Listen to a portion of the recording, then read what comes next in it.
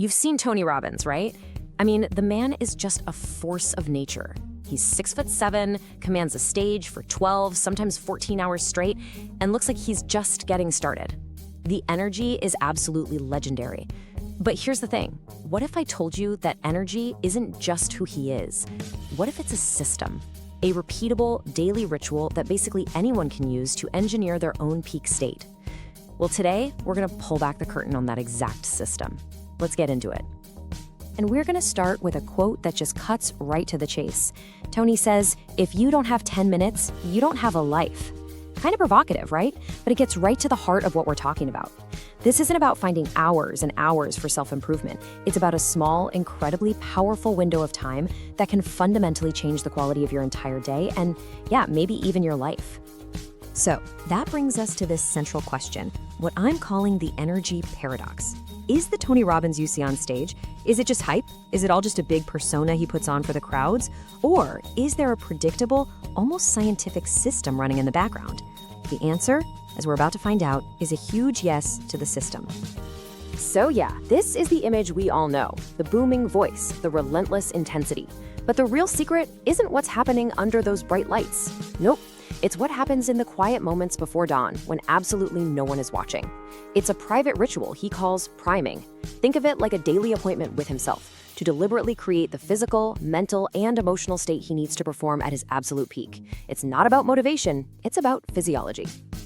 Now, what's really fascinating is where this whole routine came from.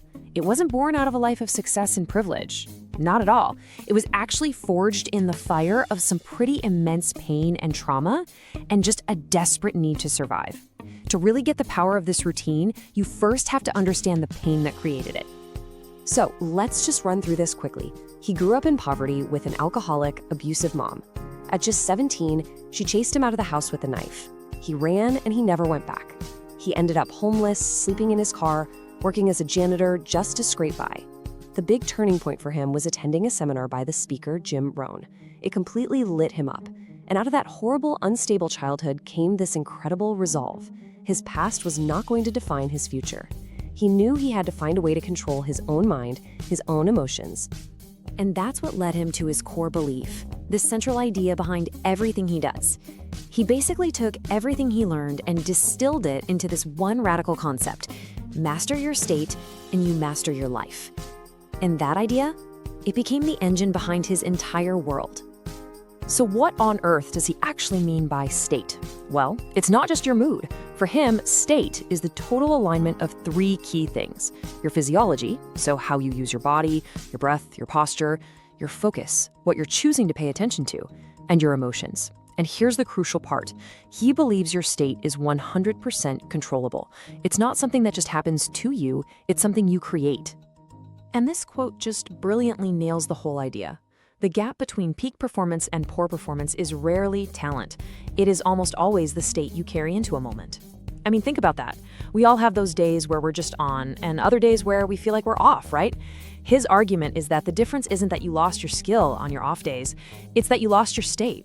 So instead of just waiting for motivation to strike, he decided to engineer it. Which of course leads to the big question. If your state is the key to everything and you can control it, well, how in the world do you actually do that on command? How do you flip the switch from feeling stressed or tired or afraid to feeling powerful, energized, and confident? Well, you guessed it. That's where the priming routine comes in. Okay, let's get into the nuts and bolts of it. We're gonna break down this priming routine step by step so you can see exactly how he builds his peak state from the ground up. Every single morning, this is the how-to behind the legend. So at a high level, the routine has four main parts. First, he harnesses his physiology to literally shock his body awake. Second, he focuses inward on gratitude and healing.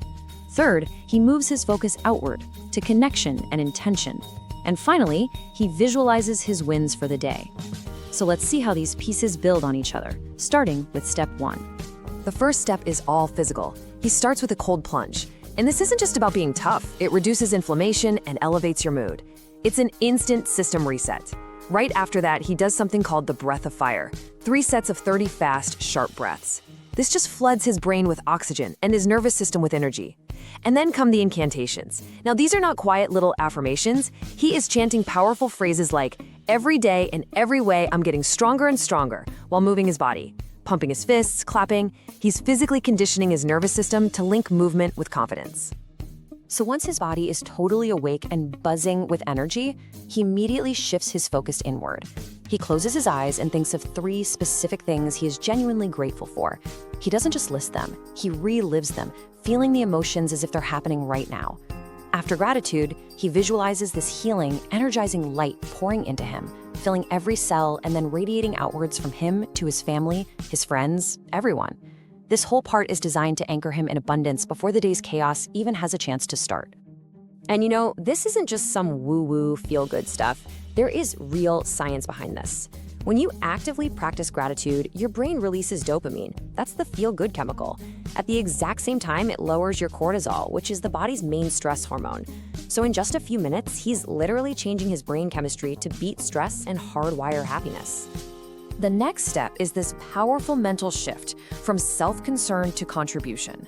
He believes that suffering really comes from being stuck in our own heads, focusing on our own problems. So he intentionally breaks that pattern by focusing on serving and connecting with others. He sends them love, blessings, and good energy. This act of compassion is basically rewiring his brain for empathy and calm. And finally, with his body energized, his heart full of gratitude, and his mind focused on service, he turns to the day's goals. He visualizes 3 of his most important goals for the day. But, and this is the critical part, he sees them as already done. He sees it, feels the pride, the joy, the satisfaction of completion.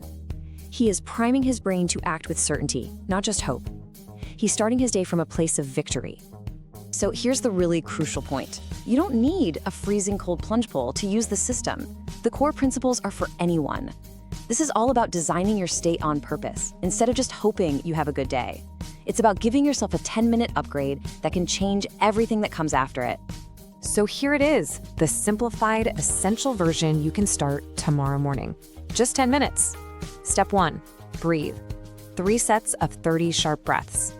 Step 2, feel gratitude. Relive 3 moments you're truly thankful for. Step 3, send love. Focus on 3 people and wish them well. And step 4, visualize. See 3 of your goals for the day as already complete. That's it. That is the core engine. And hey, if you want to take it even further, here are a few pro tips for managing your state all day long. Try a cold shower for a jolt of resilience. When you feel your mood dipping, consciously change your body. Stand up tall, pull your shoulders back, take a deep breath. If you feel mentally stuck, move. Go for a walk, do some jumping jacks. Remember, emotion is created by motion. And finally, challenge that negative voice in your head.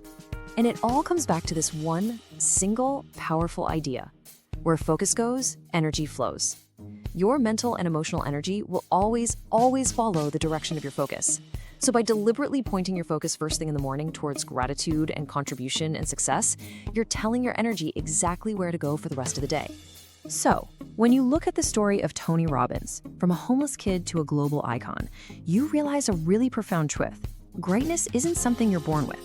It's something you prime yourself for, day in and day out. How you feel is a decision, not an accident. The system is right there.